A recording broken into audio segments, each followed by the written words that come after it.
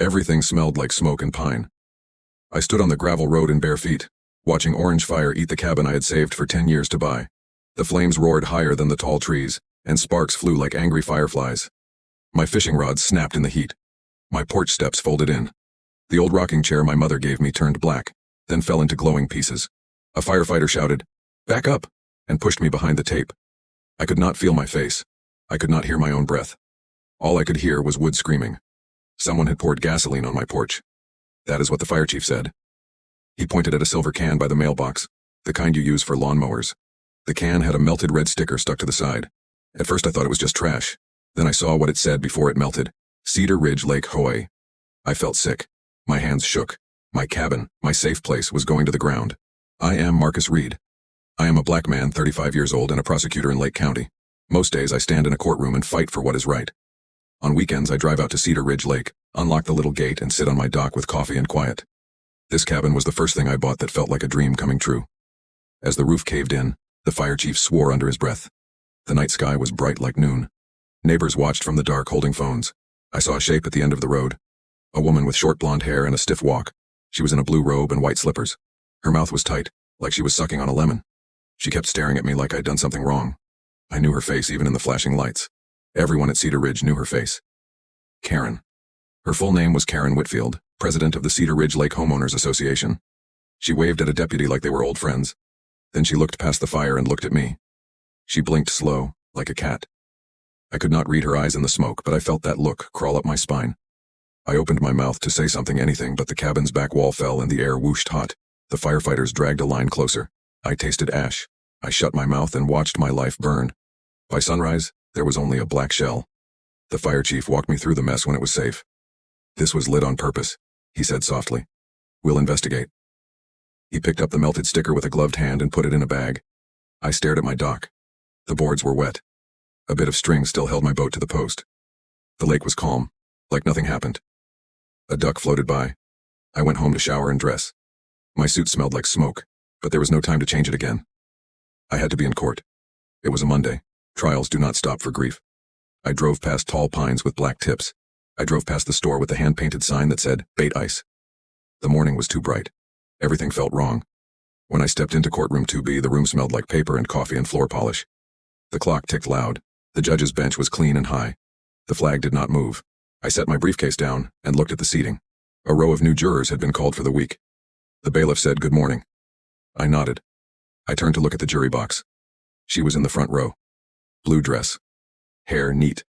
A pearl necklace that caught the light. Karen Whitfield sat with her legs crossed and a little smile like she was at brunch. She looked at me the way she looked at me by the lake. Slow blink, cat eyes. I could see a tiny dot of gray ash on the heel of her shoe. Maybe it was dust. Maybe it was something else. My throat went dry. I swallowed and said nothing, because what could I say? The clerk read out names. "Ms. Whitfield, please step forward." Karen stood up as if she were walking into her living room. She walked into my courtroom the very next day after my cabin burned to the ground. The judge came in. Everyone stood. I kept my voice steady and my back straight. But inside, my mind ran around like it was looking for a door. Did she do it? Did I see what I thought I saw? Was that sticker just a melted piece of trash? Was I going to stand here and pretend nothing happened while the person who hated my cabin sat 10 feet away and smiled? The judge said, "Counsel, are you ready?" I said, "Yes, Your Honor." My voice sounded like it came from someone else. The first case was a small one. A shoplifting case. I spoke about facts and law like I always do. My mouth knew the words. My hands knew when to lift a paper and when to rest. But my eyes kept jumping to the front row. The little pearl beads on that necklace glowed like stars. When the judge called a break, I took a breath by the window. The sun warmed the glass. A school bus drove by. The bailiff poured coffee. My chest felt tight. I heard the scrape of a shoe. I turned my head. Karen was standing at the edge of the hallway like she had been waiting for her chance to step in. She did not come close. She just lifted her chin a little and smiled like a secret. Then she turned and walked toward the water fountain as if she owned it. I thought of the melted sticker. I thought of the gas can. I thought of the way she had sent me letters for months. Letters about non-compliant mailbox color, unsightly fishing nets, and dock width variance. I thought of the meeting where she told me, "Rules keep our lake nice, Mr. Reed." And I told her, "People keep a place nice." And the room had gone quiet. I thought of kindness. I thought of how my mother used to say, "Son, be kind even when others are not." Kindness is not weakness. It is strength with a soft voice. My hand stopped shaking. I went back inside. The judge came in again. I took another breath and did my job. Now, let me tell you how all this started. Before the flames, before the ash, before the blue dress in the jury box. The first day I saw the cabin, the lake was glass. It was a little A-frame with a green roof and a porch that leaned like a tired man. The dock was crooked. The air smelled like wet leaves. A for sale by owner sign leaned by the gate. I touched the porch rail and it creaked. The owner, Mr. Hargrove, a quiet veteran with soft eyes, said, "She needs love, but she's good." I believed him. I imagined my sister Ava sitting on the steps with a sweet tea. I imagined taking my dad's old tackle box out at sunrise. I imagined quiet after long days in court. I put down the deposit that day. I painted the porch the next weekend. Kids on bikes waved when they rode past. A woman named Mrs. Alvarez brought me lemon bars and said, "Welcome to the lake." I fixed the dock with new boards and a borrowed drill. When I set the last screw, I felt something click into place inside me. Not just wood. Home. The first letter from the HOA came 2 weeks later. It said my mailbox was the wrong shade of green. Approved hues are forest cedar green 16A or pine mist 22C, it said. I laughed because I thought it was a joke. I went to the hardware store and asked for those colors. The teenager behind the counter shrugged and said, "We got regular green." I painted the box a softer green. I took a photo. I sent it in. A week later, I got a fine. Non-compliant shade. I shook my head and paid it because I had work to do and bigger things to think about. The second letter came about my fishing nets. Unsightly when hung on porch. I had put 2 old nets on a hook as a kind of decoration. I took them down. No big deal. The third letter said my dock was 1 foot too long. I measured. It was within the rules.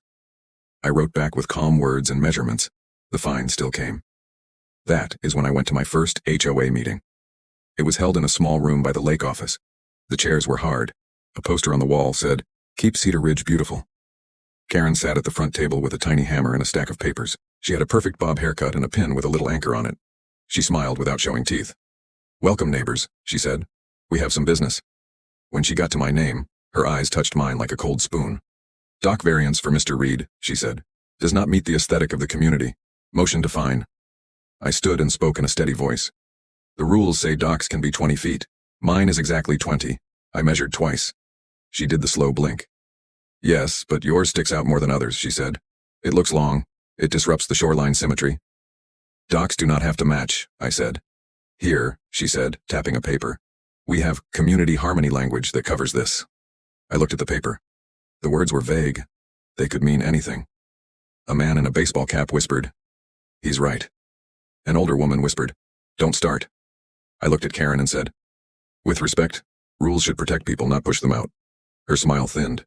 "Rules keep our lake nice, Mr. Reed," she said. "People keep a place nice," I said back. She tapped her little hammer. "Motion carries," she said. "Fine stands." She moved to the next item like my words were bugs she had brushed off her sleeve. When I got home that night, I did not slam the door. I sat on the porch and watched the light go down across the water. I breathed. When Mrs. Alvarez walked by with her dog, she said, "How'd it go?" I said, "Not great." She sighed. "She's been like that for years," she said. "Don't let her steal your peace." I nodded. I thought of my mother's words again. That weekend I built a little book box by the road. "Take a book, leave a book," the sign said. Kids came by and smiled. I put out old mysteries and children's books. I left a note for the kids. Gentle hands, big minds. A teenage boy named Tyler came by and asked about it. I said, "You can help me stock it." His eyes lit up. He told me he wanted to be a firefighter. I asked him why. He said, "I want to help people on their worst day." I told him that was a good reason. When Mr. Hargrove had trouble carrying groceries, I took his bags. When Mrs. Alvarez's mailbox door broke, I fixed it. When a little boy lost his toy boat by the dock, I used my net to pull it close. "Thank you," his mom called. I waved. It felt good to make small things right. It felt like the lake was a little kinder with each small fix. That is the thing about kindness. It grows, like a vine. It climbs up walls people build, but the letters did not stop. Lawn height, trash can visibility, parking angle. Each one came with a tone that felt like a finger in my chest. The fees added up. I wrote polite replies. I kept records. I kept my voice calm. I did not yell. I did not throw anything. But inside, a slow heat built. One Friday, I came out to the dock and found my boat rope cut. The boat had drifted 20 feet before a branch snagged it. I pulled it in and retied it. I checked the rope. Clean cut, not frayed. I stared down the shoreline. A curtain in a house 2 doors down moved and then went still. I did not see who did it. I told the sheriff. He took notes. he said. Hard to prove, but I'll drive by a bit more. He was kind. He said he liked my book box. Sunday night I returned from town with a bag of nails and a new doormat. A note was under a rock on my step. It said, "Some people do not fit our neighborhood no matter how much they paint." The handwriting was careful. The edges of the paper were smooth, like it came from a nice notebook. I read it once. I read it twice. Heat rose in my neck. I wanted to crumple it and throw it. Instead, I slid it into an envelope and put the date on it. Then I called my sister and told her I loved her. I told her I was okay. The next week, the HOA scheduled a special hearing about my dock again. I thought it was strange. The rules did not change, but I went. I spoke. Karen listened with that same cat blink. "You're welcome to request a removal," she said, "if you want less conflict." I said, "I will not remove a dock that follows the rules." Her smile barely moved. "Then we will keep the fines in place," she said. "Your choice." After that meeting, I saw a kid, Tyler, the one who wanted to be a firefighter, sitting on the curb by the office. He looked upset. I sat beside him and asked what was wrong. He said his father had to pay a big fine for painting their shed the wrong color. He said they might have to sell their jet ski to cover the cost. He said he felt small and angry. I told him, "Anger can make you loud, but kindness can make you strong. You help where you can. You keep records. You tell the truth. People will see." He nodded and wiped his eyes with the back of his hand. On a Thursday evening, I hosted a little fish fry on my porch. I invited neighbors. People brought salads and pie. Mr. Hargrove told stories about the lake in the old days. The sun went down soft. Someone laughed so hard they snorted. For a few hours, the lake felt like family. Even the frogs sounded like they were laughing. I looked around and thought, this is why I will not give up. This is why I will not move. Places belong to the people who love them. A car rolled by slow during the fish fry. The window was down. I saw a pearl necklace in the glow from the porch light. The car did not stop, it did not honk, it just rolled by again and then again like a shark in shallow water. I kept serving fish. I kept my voice gentle. I made sure the kids had extra lemonade. I did not give that car my night. Late that night, after the last guest left, I walked the edge of the yard. The moon was bright. The lake was a sheet of silver. The books in the box looked neat. Someone had added a comic book. I smiled. I checked the rope on the boat. Tied tight. I set my phone on the table and turned on the porch light. Then I went inside and lay down on the couch with a blanket over my chest. My eyes closed. I fell asleep to the sound of crickets. At 12:37 a.m., my phone buzzed and buzzed and buzzed. The motion camera on my porch sent an alert. I sat up fast and grabbed it. The video opened. The porch looked normal for 1 second. Then a figure stepped into the frame, quick and small, holding a gas can, the kind with a red body and black spout. The person wore a hoodie pulled tight and gloves. The camera caught a flash of a wrist, pale, and a glimpse of a little charm on a bracelet, the shape of a tiny anchor. The person bent low and shook the can. Liquid splashed. A second figure stood at the edge of the yard, watching the road. The first person looked up once, straight at the lens. The angle was bad. The peak of the hoodie hid the face. But in that split second, I saw a chin I knew from a dozen meetings, and I felt my stomach fall. The person flicked a lighter. A small flame danced in the wind and then died. They flicked again. The flame caught and held, a tiny star in a dark night. The video shook because my hand was shaking. In the frame, I saw the lighter tilt toward my porch rail, toward the trail of liquid, toward the place where my welcome mat smiled up with big letters that said, "Hello." I grabbed my keys, I jumped to my feet. Outside, a frog croaked once like a warning bell. My phone buzzed again with a second alert. The second figure at the yard's edge stepped forward, and I saw the edge of a robe, pale blue, like the kind you wear when you do not plan to go out, the kind you wear when you think the night belongs to you. And then the screen filled with orange. Where are you watching from? The flames from that night kept burning inside me long after the firefighters left. My phone replayed the clip again and again, the hood, the anchor charm, the faint outline of a robe. It felt like watching a nightmare loop in daylight. I kept asking myself if I should have run outside, if I should have yelled, if I should have tried to chase them. But the truth was, by the time I had my shoes on, the fire was already roaring. I drove back to the cabin the next morning. What was left was barely more than a black skeleton of wood and ash. The chimney stood crooked, like a soldier who had survived a battle but lost his whole platoon. Smoke still whispered up into the sky, and the smell clung to everything. A neighbor, Mrs. Alvarez, brought me a cup of coffee in a paper cup. She pressed it into my hand like it might stop my shaking. "I'm so sorry, Marcus," she whispered, her eyes watering. I nodded, unable to find words. My throat felt like stone. A sheriff's deputy crouched by the melted gas can. He scratched his notes on a pad, shook his head, and looked over at me. "This wasn't no accident," he said. His tone was flat, but his eyes showed pity. He was young, maybe 25, and already carried the weight of someone who'd seen too much ugliness. We'll run prints. We'll look at the camera footage. Don't lose hope. I nodded again, but in my mind, I saw pearls shining in courtroom light. At work, I tried to bury myself in cases. I told myself justice is about patience, about letting the truth stand taller than lies.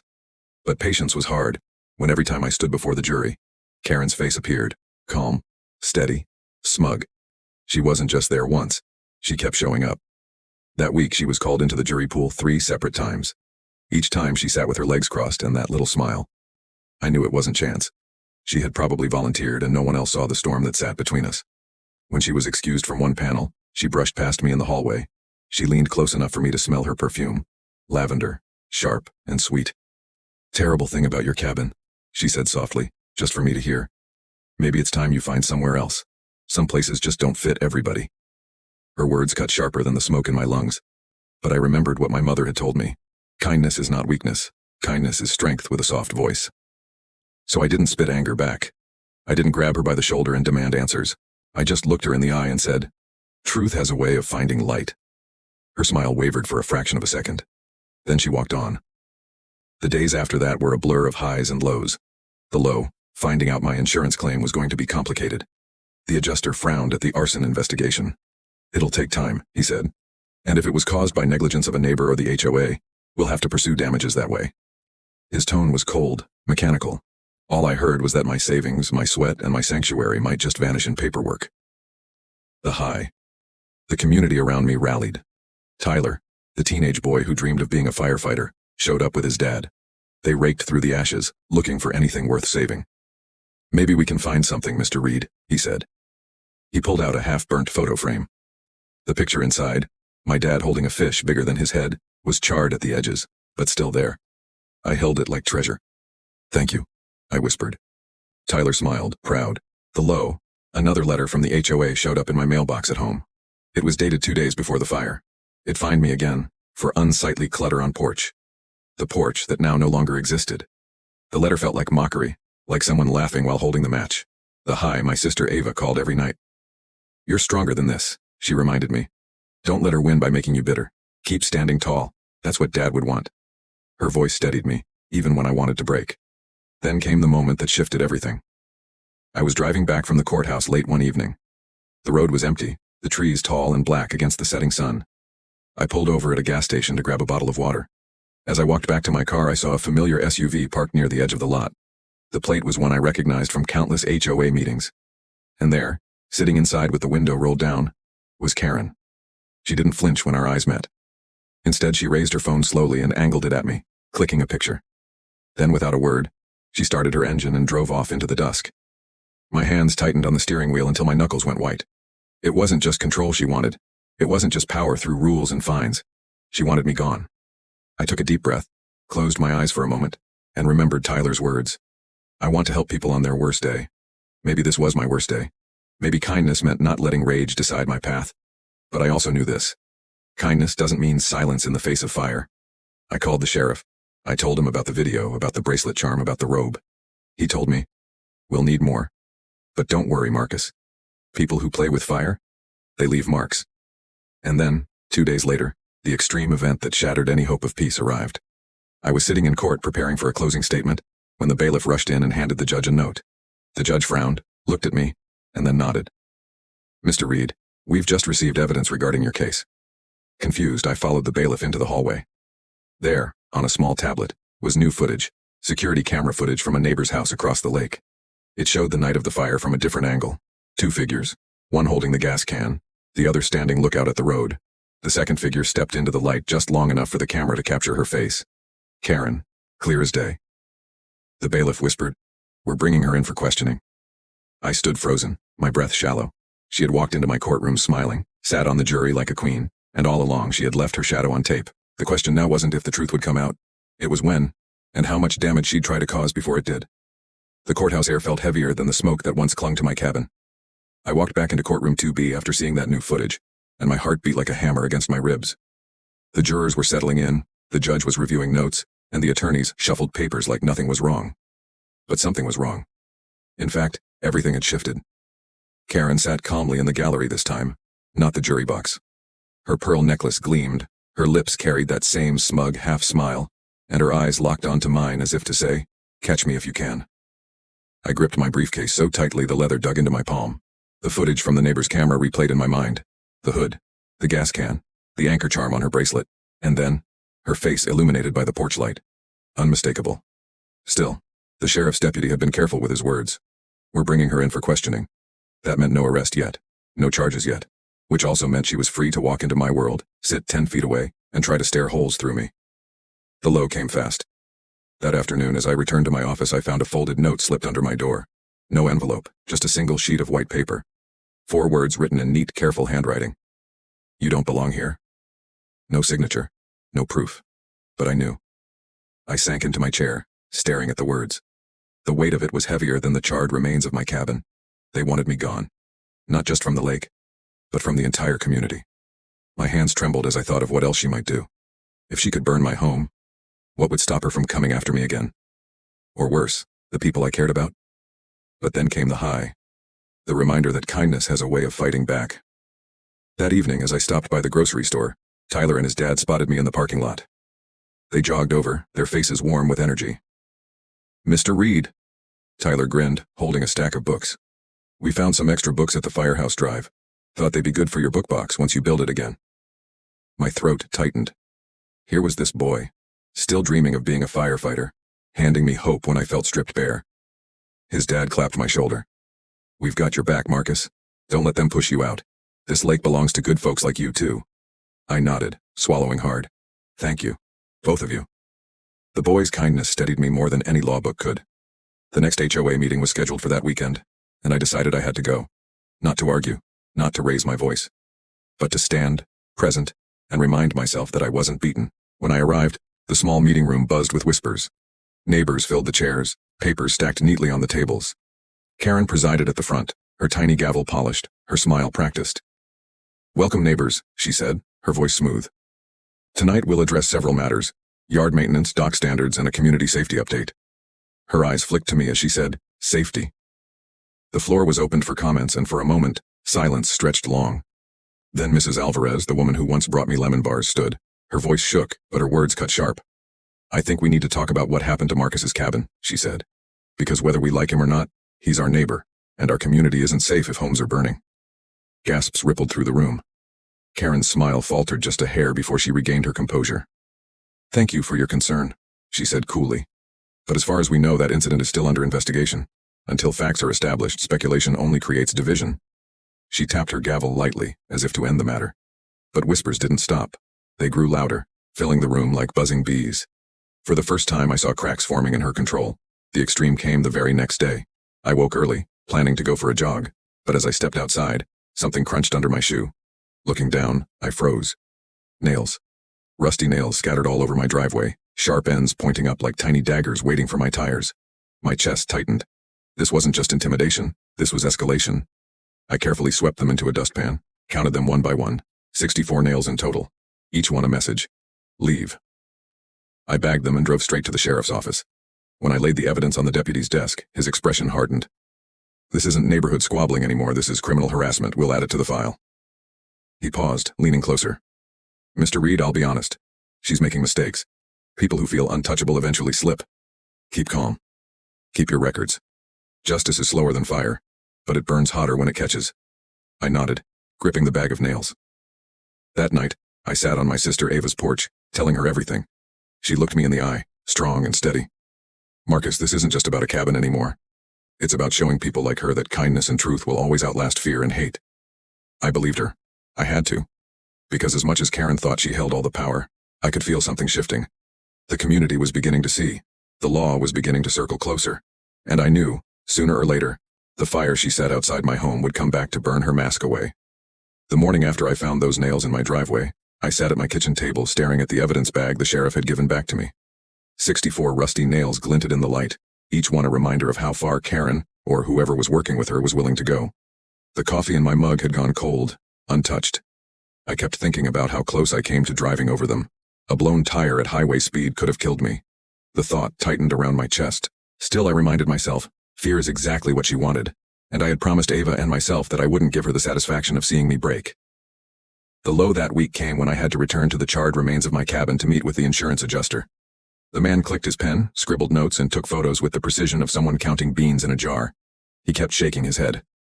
Because this was arson, Mr. Reed, our hands are tied until the sheriff's department officially closes their investigation, he said. You may be looking at months before a payout. Maybe longer, depending on liability.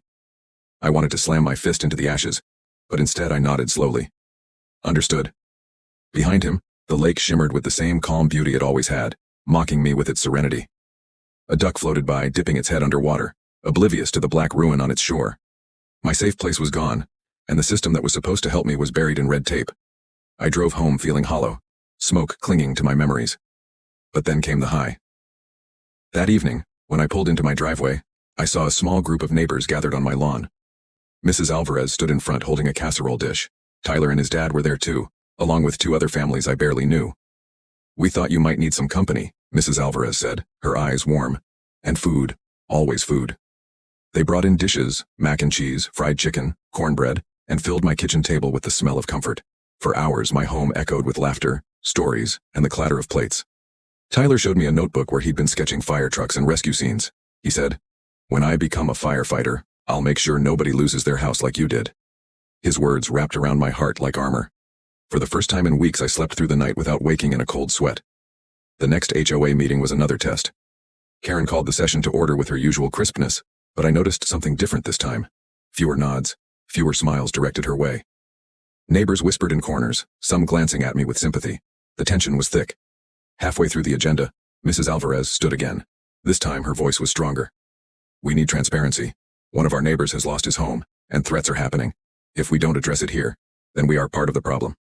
Karen's smile strained. She tapped her gavel. "The sheriff is handling the matter. We will not speculate." A man in a ball cap interrupted. "It's not speculation when we've seen you drive past his house at midnight. People talk, Karen." The room erupted in murmurs. Karen's eyes flicked toward me, hard and sharp, before she slammed her gavel. "Out of order," she barked. But the damage was done. The room no longer felt under her control. For the first time I saw fear flicker across her face. The extreme came the very next morning. I woke to a banging on my door. It was the sheriff himself, flanked by 2 deputies. His face was grim. "Marcus, we need you to come down to the station." My stomach dropped.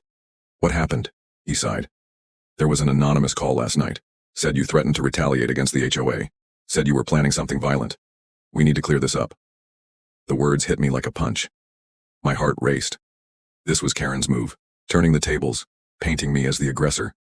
I grabbed my jacket, keeping my voice steady. "Let's go." At the station they questioned me for hours. I told them the truth. I had done nothing but defend myself, nothing but report what was done to me. Thankfully the sheriff knew me well enough to see through it. "We're not charging you," he said finally. "But be careful. She's playing dirty. And she's desperate."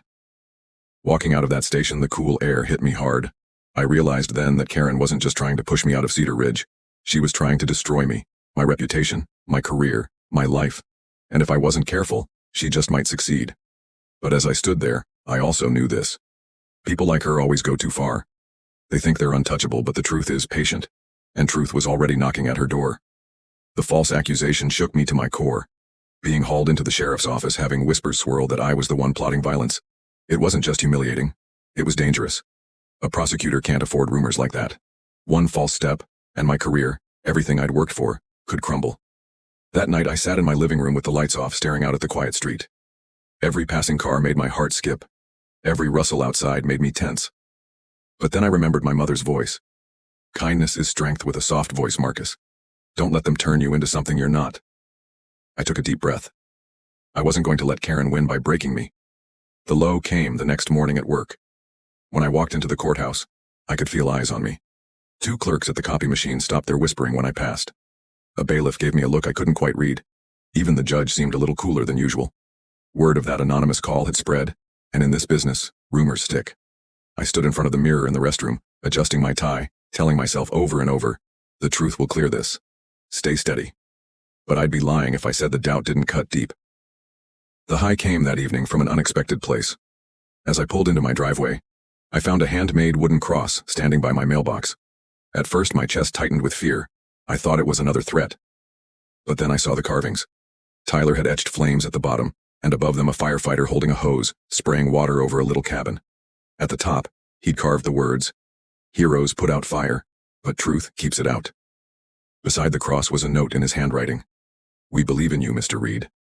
I had to sit in my car for 10 minutes before I could step out, because my eyes blurred with tears. That boy, in all his innocence, understood more about justice than some adults ever would. The HOA meeting that week was unlike any I'd seen before. The room was packed. Neighbors who usually stayed home had come, and the air buzzed with unease. Karen tried to open with her usual smoothness, but her voice cracked just slightly on the word, order. Midway through the agenda, the sheriff himself walked in. He didn't sit. He stood at the back, arms crossed, scanning the room. Everyone noticed. The whispers began immediately. Karen's face tightened, but she pressed on. "As your HOA president, I assure you we are doing everything to maintain harmony in Cedar Ridge." Mrs. Alvarez stood, hands trembling but voice clear. "Harmony?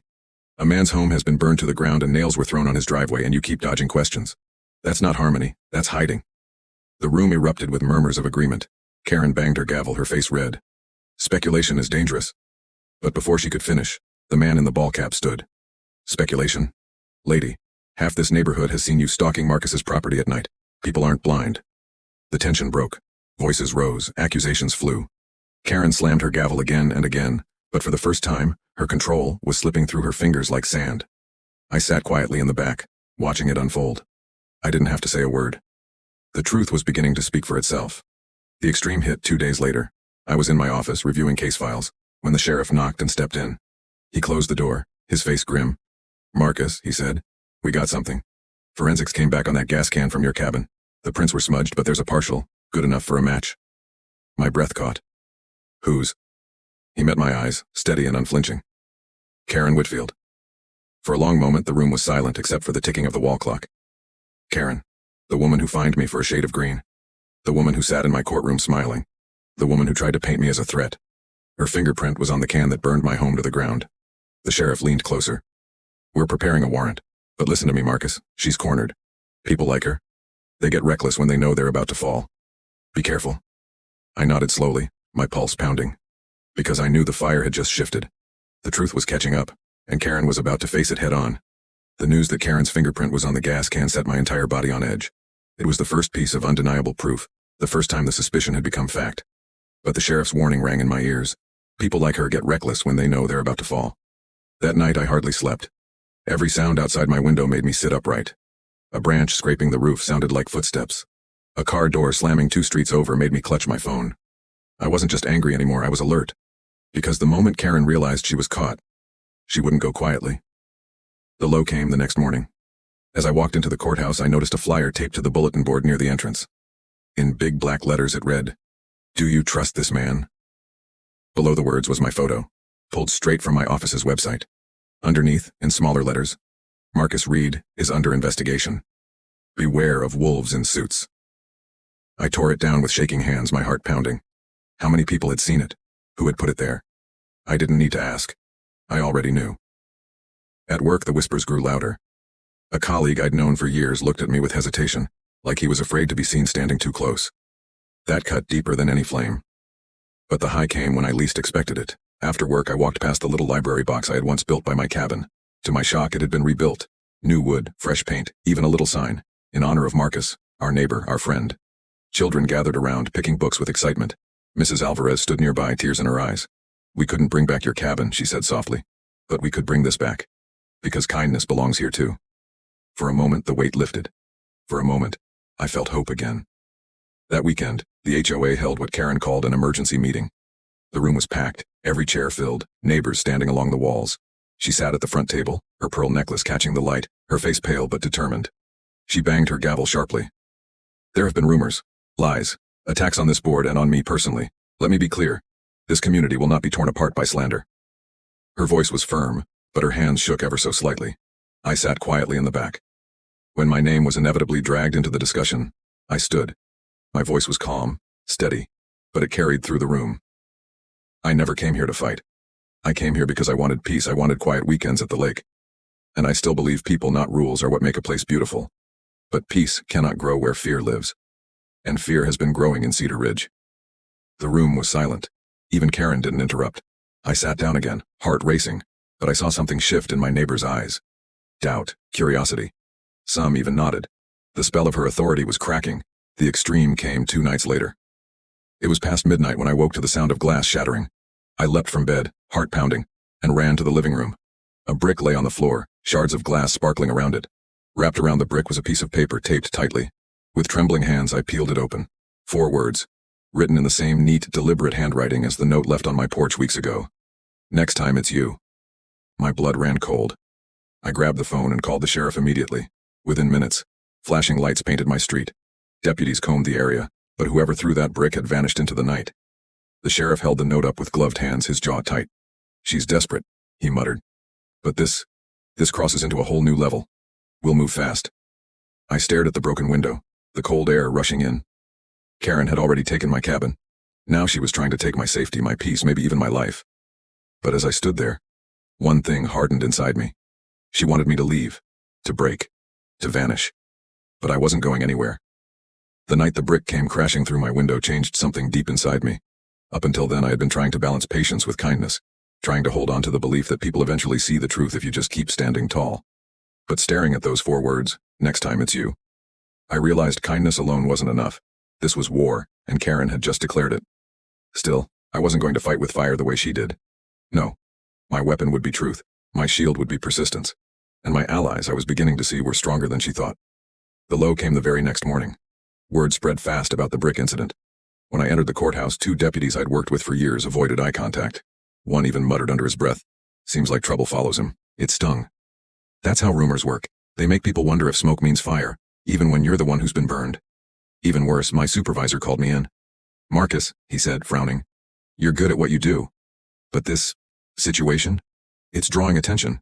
If this continues, it could compromise cases." I clenched my jaw. "So what are you saying?" He sighed. "I'm saying keep your head down. Don't give anyone more reason to doubt you." The irony almost made me laugh. My head had been down since the day I bought that cabin. It was time to lift it. The high came later that evening, when a knock sounded on my door. It was Tyler and his dad again. The boy held out a shoebox filled with little notes. Each one was folded neatly. "What's this?" I asked, puzzled. Tyler grinned. "We went around the neighborhood. People wrote messages for you." I opened the box. Inside were dozens of slips of paper. "We stand with you, Marcus. Don't give up. Your kindness matters here. We believe you." Tears burned at the corners of my eyes. These weren't just words. They were proof. Proof that Karen hadn't poisoned every heart in Cedar Ridge. Proof that light was stronger than her smoke. That weekend, the sheriff made his move. I was at home when my phone rang. His voice was firm. "Marcus, we've issued the warrant. We're bringing her in." For a moment, I just sat there, stunned. After months of harassment, after the fire, the nails, the notes, the brick, justice was finally stepping forward. I wanted to cheer, to shout, to call Ava and tell her the nightmare was ending. But before I could, the sheriff added something that made my blood run cold. "She knows, Marcus. Someone tipped her off. We've had cars watching her house and she's packing. Suitcases, boxes. Looks like she's preparing to run." The extreme came that very night. I couldn't sleep, so I sat by the window staring at the streetlights. At around 2 a.m., headlights swept across my wall. I looked out and froze. A car idled in front of my house. The driver's window rolled down, and for a split second I saw her face. Karen. Her eyes locked onto mine, wild and furious. Nothing like the calm mask she wore in court or at HOA meetings. Then, slowly, she lifted her hand.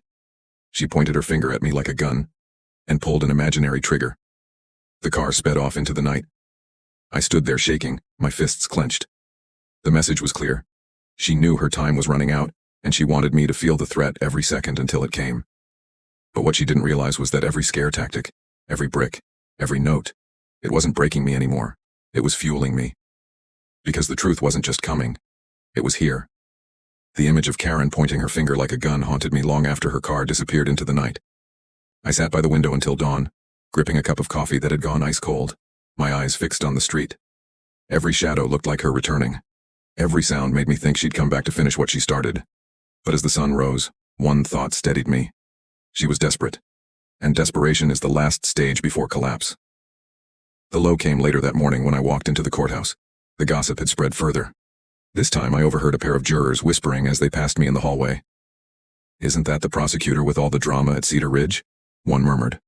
"Yeah," the other replied. "Heard he's dangerous. His neighbors don't even want him there." I froze, heat rising to my face. Dangerous? Me? The man who had lost everything, who was clinging to kindness like a lifeline? That was the lie Karen wanted everyone to believe, and hearing it out loud cut deep.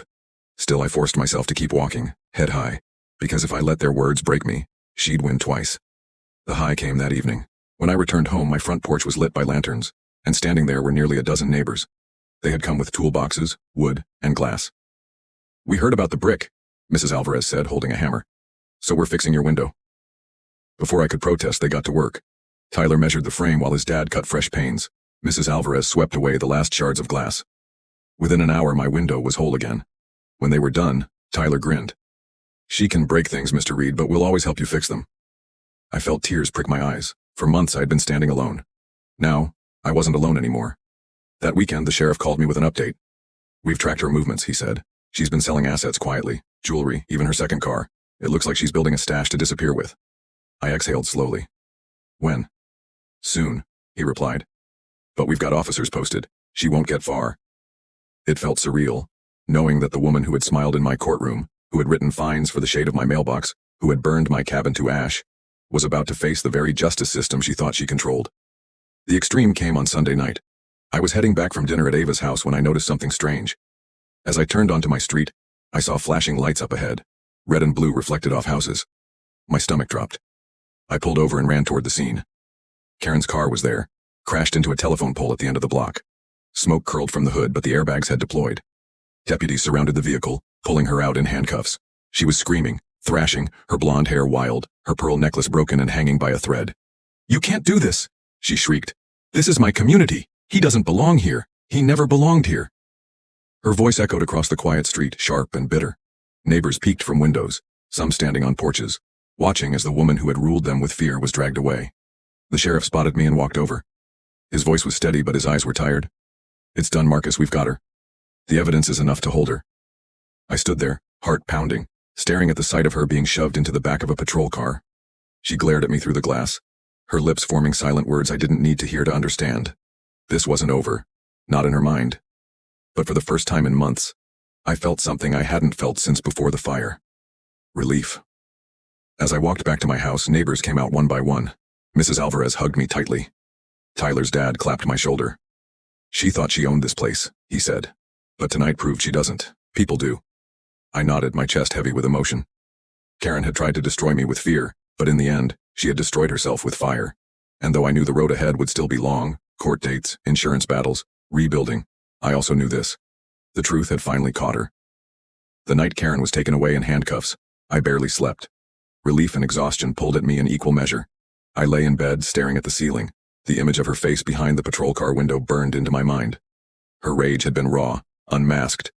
She wasn't the smiling HOA president anymore. She was something darker, cornered and dangerous. But I knew this wasn't the end. Arrests are just the beginning. And Karen wasn't the kind of person to go down without dragging others through the mud. The low came the next morning at the courthouse. As I stepped through the doors, reporters were waiting. Cameras flashed, microphones shoved toward me. "Mr. Reed, did you know your neighbor personally? Do you believe she targeted you because of race? Some say you provoked the HOA president. Any response?" I froze, my mouth dry. Every word I said would echo on the evening news. Every silence would be filled by speculation. I steadied myself, then said clearly, "The law will speak for itself. I believe in truth, and I believe justice is coming." Then I walked inside, ignoring the storm of questions that followed. Still, the weight of their stares clung to me. Even with Karen behind bars, I was the one under scrutiny. The high came that evening. A knock sounded at my door. When I opened it, Tyler stood there holding a small shoebox. He looked nervous, shifting from foot to foot. I made this for you," he said. Inside the box was a tiny wooden model of my cabin. Hand-carved, a little rough around the edges but detailed. The porch, the dock, even a miniature version of the book box out front. My throat tightened. "Tyler, this is beautiful." He shrugged shyly. "I thought maybe it would help. Until you build the real one again." I hugged him then, pulling him close. That boy had no idea how much hope he was handing me. The days that followed were a blur of preparation. Karen's arraignment was scheduled, and the sheriff asked me to testify about the threats, the letters, the brick. I went through every piece of evidence I'd collected, every envelope, every fine, every note with its sharp handwriting. It felt surreal, laying out months of pain on a table like puzzle pieces. But for the first time I realized something. All those little acts of cruelty she thought would break me, they had actually built my case. The extreme came on the day of the hearing. Courtroom 2B buzzed with tension as Karen was led in, shackled at the wrists. She wore no pearls this time, no tailored blazer, just an orange jumpsuit and a glare that could cut glass. When the judge asked for her plea, she spat the words like poison. Not guilty. The gallery murmured. Some neighbors shook their heads. Others looked shocked, as though they had believed she might finally admit the truth. The prosecutor laid out the evidence, the gas can, the fingerprint, the footage, the brick, the notes. Each piece landed like a hammer, and through it all, Karen sat still, her eyes locked on me. When it was my turn to speak, I stood slowly, my hands steady even though my chest thudded with nerves. I didn't ask for this, I said, my voice firm. I only wanted peace, and a place to rest by the lake. But peace cannot live where hate rules. She tried to take my home, my safety, even my dignity. But what she forgot is that truth doesn't burn. It doesn't break. It endures. The courtroom was silent when I sat down. Karen's lips curled into a thin, bitter smile. For a moment I could almost hear her thoughts. This isn't over. But looking around at the neighbors who had once feared her, neighbors now nodding at me, I knew something she didn't. Her reign was already over. The air in courtroom 2B was heavy with silence after I sat down. Every eye flicked between me and Karen, as if the room itself understood this wasn't just about a burned cabin or HOA fines. It was about something deeper. The fight between cruelty and kindness, fear and truth. Karen sat rigid, her orange jumpsuit stark against the polished wood. Her smile was gone now, replaced with a cold mask of defiance. She wasn't the HOA president anymore. She was a defendant. The low came when her attorney stood. He was slick, polished, and spoke with the confidence of someone used to twisting shadows into shapes that looked like truth. My client, he began, is a respected community leader. These accusations are nothing more than a smear campaign driven by personal vendettas. Mr. Reed himself has a history of conflict with the HOA, and it is clear he has manufactured grievances to paint himself as a victim.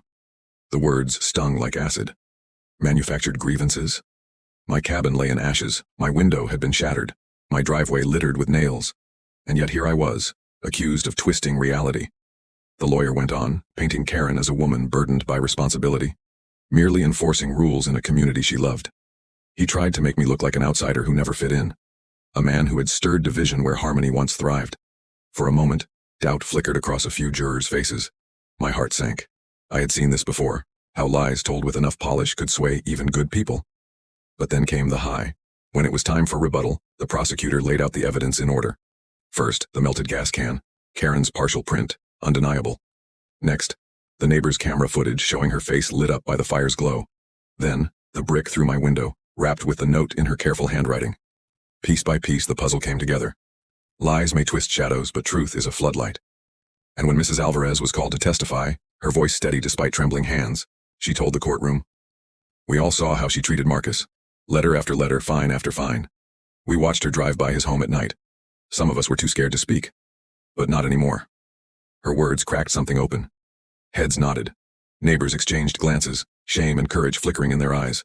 The spell of Karen's power dissolved right there. Then came the extreme, the final blow. The sheriff himself took the stand. He described how, when deputies arrested Karen after her car crash, she screamed that I didn't belong, that Cedar Ridge was hers. And then he revealed something I hadn't known. She had confessed to one of the deputies in a fit of rage that she should have made sure the fire finished the job. Gasps filled the courtroom. Karen's face drained of color. For the first time she looked small. The judge's gavel struck once, sharp and final. Order in the court. And in that moment I knew. It was over. The verdict came days later.